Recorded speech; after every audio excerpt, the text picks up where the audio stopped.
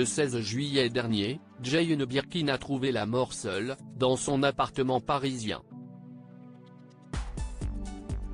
Si est-il la femme qui s'occupait d'elle, Nelly, qui a retrouvé son corps sans vie? Mais qui est cet ange gardien, qui était devenu si important pour la chanteuse?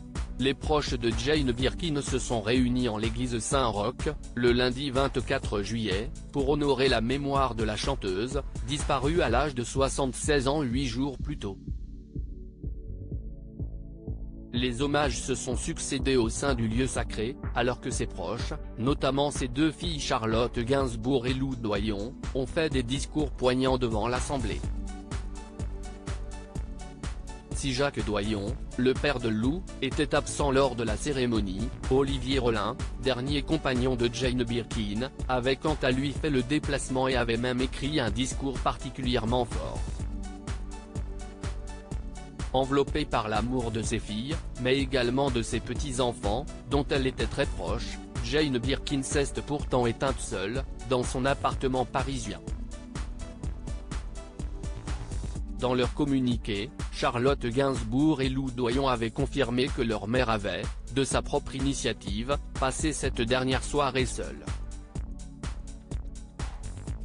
Dans les colonnes de Paris Match, on apprenait par la suite que si est la femme chargée de lui faire ses repas qu'il a trouvé endormi dans son lit le 16 juillet au matin. Nelly, l'ange gardien de Jane Birkin au fil des années, cette femme, qui répond au nom de Nelly, est devenue très importante, voire indispensable, dans la vie de Jane Birkin. Dans Paris Match, paru ce jeudi 27 juillet, Nelly est décrite comme celle qui veille sur la maison depuis toujours. Elle est la complice silencieuse, celle qui aide au ménage, aux courses, au courrier, aux repas. Elle est devenue, au fil des années, une présence rassurante pour Jane, presque une amie, écrivent nos confrères. Le 16 juillet au matin, alors qu'elle venait préparer le petit déjeuner de la chanteuse, Nelly a finalement retrouvé Jane Birkin sans vie, inanimée dans un fauteuil.